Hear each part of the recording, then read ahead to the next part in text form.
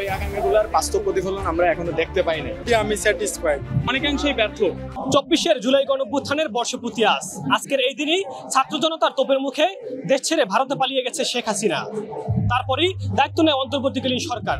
তাদের এই এক বছরে কতটুকু সফল, কতটুকু ব্যর্থ এবং জনগণের আকাঙ্ক্ষা কতটুকু বাস্তবায়ন হয়েছে সেই কথা জানবো জনগণের কাছ থেকেই। চলুন জেনে আসা যাক।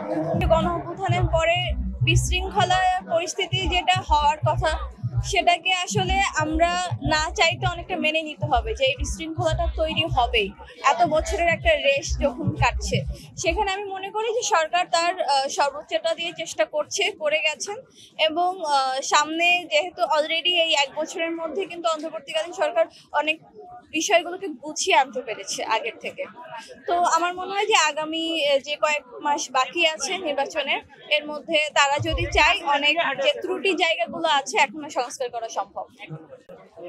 এক বছর আমার মনে হয় অনেকটুকু যতটুকু পারে করছে, কিন্তু আমার মনে হয় আমার সেভাবে করতে পারেনি আমাদের এই আকাঙ্ক্ষাটা। তেমন আজকে ডক্টর মোহাম্মদ ইউনূস স্যার জুলাই ঘোষণাপত্রে যদি সেভাবে আকাঙ্ক্ষা পূরণের কোনো একটা ইঙ্গিত পাই, তাহলে আমরা এই পুরোপুরি জুলাই গণঅভ্যুত্থান সার্থক হবে।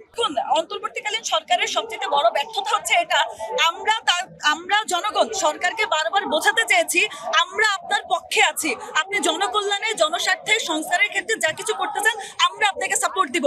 কিন্তু অন্তর্বর্তীকালীন সরকারকে খুব নরম মনে হয়েছে। গণঅভ্যুত্থানের পরে একটা সরকার কখনো এরকম নরম আচরণ করলে হয় না। সামান্য একটি উদাহরণ, অন্তর্বর্তীকালীন সরকার একবার নির্বাচনের ডেট দিয়ে সেটিকে আবার তার পরিমার্জিত করতে কিংবা সেটিকে পরিবর্তন করতে তার লন্ডনে যেতে হয়েছে কেন? বাংলাদেশের জনগণ কি নেই? বাংলাদেশের জনগণের মতামত কি তার কাছে গুরুত্বপূর্ণ না? এছাড়াও সংস্কারের যে বিষয়গুলো রয়েছে, আরেকটি উদাহরণ দেই। আপনারা জানেন যে জুলাই গণঅভ্যুত্থানে অনেক পুলিশরা ছিল যারা এই গণঅভ্যুত্থানে শিক্ষার্থী হত্যার সাথে সরাসরি জড়িত ছিল, আবার অনেকে ছিল যারা শিক্ষার্থীদেরকে সহযোগিতা করেছে। যারা সহযোগিতা করেছে আমরা তাদেরকে স্যালুট জানাই, আমরা তাদের পক্ষে। কিন্তু যারা সহযোগিতা করেনি তাদেরও অনেকে এখনো তাদের চাকরিতে বহাল আছে, এবং শুধু বহালই না, দেখা যায় যে এক জেলার যে পুলিশ সে ওই জেলায় অত্যাচার করেছে, ওই জেলার শিক্ষার্থী হত্যার সাথে জড়িত, কিন্তু পরবর্তীতে তাকে আরেক জেলায় পদোন্নতি করা হচ্ছে।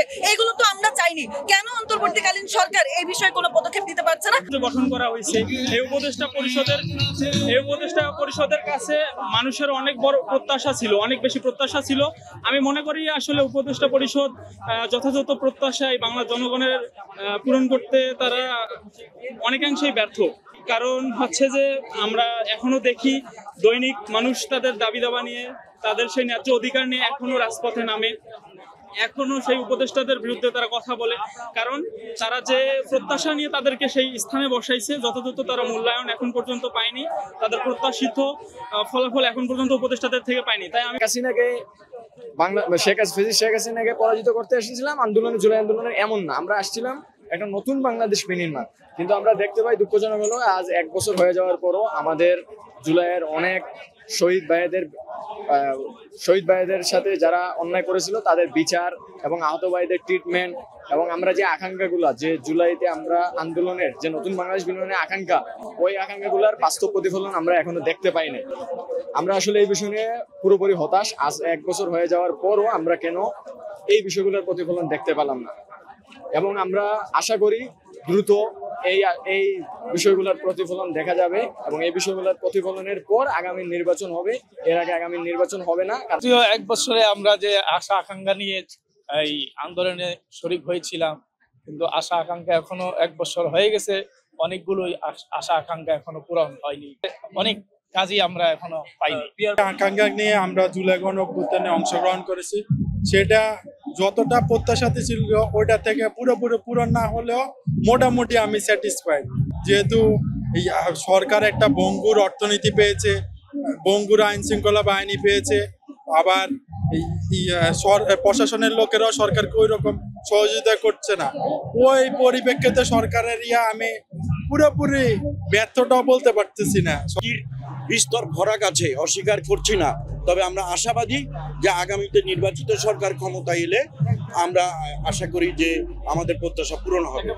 জননিরাপত্তা নাই, মারামারি হানাহানি চলছেই, দেশের আইন শৃঙ্খলা বাহিনী ঠিকমতো কাজ করতেছে না।